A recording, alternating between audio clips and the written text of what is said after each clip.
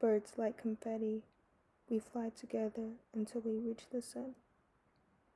I look out and see how my wings fly across the sky. I choose to embody love, light, and healing.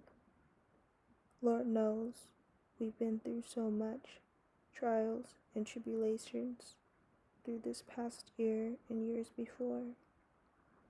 Today I choose to stand bold and tall, for I am only a taste of the universe. And I look at myself and I say, wow, my God, how beautiful it is to be alive.